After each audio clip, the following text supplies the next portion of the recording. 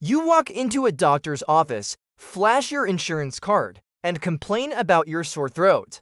The receptionist checks you in, you wait in a comfortable chair, and within an hour you're prescribed antibiotics and sent on your way. For you, it's just another Tuesday, but for thousands of people living on the streets, getting medical care is like solving a complex puzzle without most of the pieces. And yet, they've figured it out. They've developed an entire underground healthcare system that most of us never even knew existed. I'm talking about survival strategies so clever, so innovative, that they'd put many medical professionals to shame. My name is Sarah, and for the past 3 years, I've volunteered at homeless shelters and street clinics in major cities. What I've discovered is that homeless individuals aren't just suffering from lack of healthcare. They've actually become experts at managing their health with absolutely nothing. They know things about their bodies, about medicine, about survival that would blow your mind. And today, I want to share those hidden secrets with you because honestly, these survival tactics could help any of us. Let us start with something that most people take for granted, knowing when you're actually sick enough to need help. When you're homeless, visiting a doctor isn't like scheduling an appointment. It's a military operation. First, you have to decide if what you're experiencing is actually serious enough to warrant the effort. That decision-making process, it's become a science on the streets. I met a man named Marcus at a clinic in downtown Chicago who hadn't seen a doctor in 5 years. Yet somehow, he'd managed to diagnose himself with multiple conditions and knew exactly what medications he needed. You learn to read your body like a book, he told me. When your chest hurts and you can't breathe, you don't need a doctor to tell you something's wrong. You just need to know whether it's serious enough to die from today or you can push through another week. That might sound dark, but it's the reality. Homeless people have developed an almost supernatural ability to distinguish between symptoms that require immediate attention and those they can manage on their own. They understand dehydration symptoms better than most nurses. They can identify infection signs before any visible signs appear. They know the difference between hunger-related dizziness and something that could actually kill them. This isn't learned in classrooms. It's learned through survival, through watching other people on the streets, through their own painful experiences. The first rule of homeless healthcare, as I learned from a woman named Diana who'd been living on the streets for 8 years, is simple: prevention beats treatment every single time. Because when you don't have access to doctors, you can't afford to get sick. So homeless people have become obsessive about preventing illness. They've mastered the art of hygiene without running water, something most of us think is impossible. Diana showed me her hygiene kit, which she keeps in a small backpack. It contains items most people would consider luxuries: hand sanitizer packets collected from restaurants, antibacterial wipes salvaged from medical waste bins, dry shampoo made from baking soda she sometimes finds at food banks, and a collection of paper towels she's carefully saved. But here's what's genius about her approach: she uses these strategically. Not every day, but specifically when she's been in high-risk situations. After using public bathrooms, before eating, after touching anything in the subway, she's calculated exactly where infections come from and where she needs to focus her prevention efforts. Prevention is cheaper than cure, she'd say while meticulously washing her hands with a tiny bottle of water and hand sanitizer. If I get a urinary tract infection, that's a trip to the emergency room that costs thousands. I don't have thousands, so I spend 5 minutes being careful instead. She treats her body like a delicate instrument that can't afford maintenance. One mistake, one infection, one serious illness could mean death on the streets. Research shows that homeless individuals are 5 times more likely to contract infectious diseases than house populations. Yet despite this, many homeless people have figured out how to maintain better hygiene practices than the average American simply because they understand the stakes. They know that a simple infection can become life-threatening when you don't have a home to recover in, when you can't rest, when you can't keep yourself warm and dry. Now, let's talk about one of the most ingenious aspects of homeless healthcare: Finding free medical care. Most people don't realize just how many free resources exist out there. Homeless people have mapped out these resources like treasure hunters mapping out hidden gold. They know which hospitals have charity care programs. They know which community health centers won't turn them away. They know which clinics offer sliding scale fees or completely free services. I met a guy named Tommy who had what I'd call a mental map of every free medical resource in his city. He could tell you which clinic offers free dental care on Wednesdays, which hospital emergency room is most sympathetic to homeless patients, which nonprofit organizations give out free medications, and which community health workers make rounds at specific shelters on specific days. He'd built this knowledge through trial and error, through conversations with other homeless people, and through sheer determination to survive. Most people don't use these resources because they don't know about them, Tommy explained while we sat on a bench outside a community clinic. But once you find one clinic that treats you with dignity, you tell everyone we have a whole network. It's like a secret society, except instead of secret handshakes, we share information about where the good doctors are. He showed me a worn notebook where he'd written down addresses, hours, and notes about which providers were kind and which ones treated homeless patients like criminals. This network operates through word of mouth, through bulletin boards at shelters, through conversations at soup kitchens. The information spreads like wildfire. A woman finds a sympathetic nurse at a particular hospital. Within weeks, dozens of homeless people in the area know about her. A doctor who doesn't make homeless patients feel like criminals? That clinic gets more homeless visitors than it probably expects. This informal healthcare network is more effective than most official referral systems because it is built on trust and real experience. But accessing free care is just the beginning. The real skill is knowing what to do when you can't access professional medical care, which is most of the time. This is where homeless healthcare becomes truly revolutionary. They've developed an entire pharmacology based on what they can find, what they can afford, and what they know works. Meet Rebecca, a former pharmacy technician who became homeless after a series of medical events and job loss. She's become what I call a street medic, someone who understands medicine deeply and shares that knowledge with others. When you can't afford a $200 doctor visit for a sinus infection, you learn to make your own remedies, she told me while showing me her collection of found antibiotics and carefully organized medicine bottles. Now, before you think this is illegal or dangerous, let me explain. Rebecca isn't doing anything illegal. She's salvaging expired medications from dumpsters behind pharmacies. And here's the thing that shocked me: expired medications, especially antibiotics, often remain effective for years past their expiration date. The FDA has even admitted this. Expired medications don't suddenly turn toxic. They just gradually lose potency. For someone fighting an infection, a 60% effective antibiotic is better than no antibiotic at all. I know exactly which pharmacies do inventory on which days, Rebecca explained with surprising organizational precision. I know which ones throw away medications in sealed packaging versus open bottles. I've educated myself on which medications are stable over time and which ones degrade quickly. It's not ideal, obviously, but when the alternative is dying from an infection or going blind from an untreated eye infection, expired medication suddenly looks pretty good. She'd become more knowledgeable about medication stability than many pharmacists. The statistics are staggering. Americans throw away approximately 2 billion pounds of unused medications every year. Meanwhile, homeless people are literally digging through medical waste to find the medications they need to survive. Rebecca showed me a system where she categorizes medications by condition: infections, pain, inflammation, respiratory issues. She keeps meticulous notes about dosages and side effects. It's a makeshift pharmacy, but it's surprisingly well organized. But medication salvaging is just one piece of the puzzle.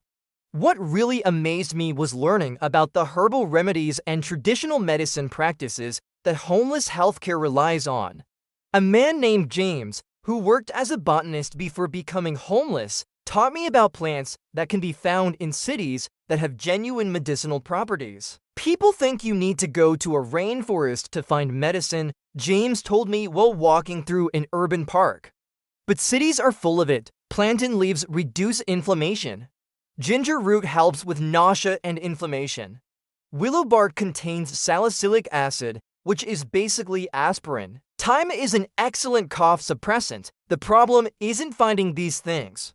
It's knowing what they are and how to use them. He showed me how homeless people have become amateur herbalists, passing down knowledge about which leaves to collect, how to prepare them, and what they treat. This knowledge comes from experience, from older homeless people teaching younger ones, from cultural traditions that many brought with them before becoming homeless. It's a beautiful example of how humans have survived for thousands of years before modern medicine existed. These street herbalists often have a better understanding of plant-based medicine than most Americans. Now let's talk about something that shocked me the most: pain management without prescription painkillers. When you're homeless, chronic pain is almost guaranteed. Your back hurts from sleeping on concrete. Your feet hurt from walking all day. Your muscles ache from the cold. But you can't just go to the doctor and get pain medication. So what do? I met a woman named Elena who'd been dealing with severe arthritis pain while homeless. She developed an entire system of pain management that didn't involve pills. Heat is your best friend, she explained. I spend hours at libraries, at coffee shops, anywhere with warmth. Warm water is medicine. I go to public pools when I can afford the small entry fee. The warm water reduces pain better than most painkillers. She'd also learned about pressure points, about stretching techniques, about how to position her body to minimize pain. Elena showed me how she'd make hot water bottles from plastic bags filled with hot water from fast food restaurants. She knows which buildings have warm air vents where she can sit for hours. She's mastered the art of finding warmth in a cold city, and she understands that warmth equals pain relief. My electricity bill is zero, she'd say with a laugh, but I've become an expert on every warm spot in this city. But beyond heat, homeless people have also rediscovered massage, acupressure, and physical manipulation as pain management tools. A former massage therapist named David now offers free massages to other homeless people. My business failed and I ended up on the streets, he told me. But I still have my hands and my knowledge. I taught myself to identify pain trigger points and release them. It's not legal massage therapy, but it works. And it costs nothing. What David has done is remarkable. He's created an informal healthcare service using only his knowledge and his hands. People come to him with back pain, neck pain, headaches, and he helps them using techniques that have existed for thousands of years. He's proved that healthcare doesn't always require expensive equipment or official credentials. It requires knowledge and compassion. Let me tell you about mental health too, because that's where homeless healthcare gets really complex. Depression and anxiety are rampant in homeless populations, but access to mental health care is nearly impossible.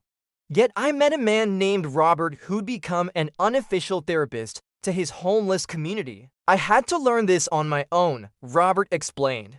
I was suicidal when I first became homeless, but I realized that talking helped. Now I listen to other people's problems. I help them think through their situation. I teach breathing techniques I learned from books I found at libraries. I'm not a psychologist, but I've probably helped more people than some actual therapists. Because I'm available, I'm free, and I actually understand what they're going through. Robert had created peer support groups under a bridge, helping dozens of homeless people deal with depression and trauma. The brilliance of this approach is that it costs nothing and works because it is based on shared experience. These informal peer counselors often have more credibility with homeless individuals than official mental health workers because they've lived the same struggle. Now, let's talk about one of the most important discoveries I made: sexual and reproductive health. This is an area where homeless women especially face incredible challenges. I spoke with a nurse named Patricia who works at a free clinic specifically serving homeless populations. Homeless women have figured out more creative solutions to reproductive health care than I could have imagined, Patricia told me. She explained how homeless women have created informal networks to share information about birth control, about where to get free pregnancy tests, about how to access maternal care even without insurance or identification. They've mapped out which Planned Parenthood clinics have the most helpful staff. They know which hospitals won't turn away pregnant homeless women. They've created a survival network around reproductive health that's quite remarkable. One woman Patricia knew had figured out how to access prenatal care completely free. She knew which clinics were required by law to serve her regardless of housing status, Patricia explained. She knew which hospitals had social workers who could help her access benefits. By the time she delivered her baby, she had a complete plan for postpartum care, including free formula and diapers. This woman had researched and planned her entire pregnancy health care without any official guidance. But here's what really gets me about homeless healthcare: the community aspect.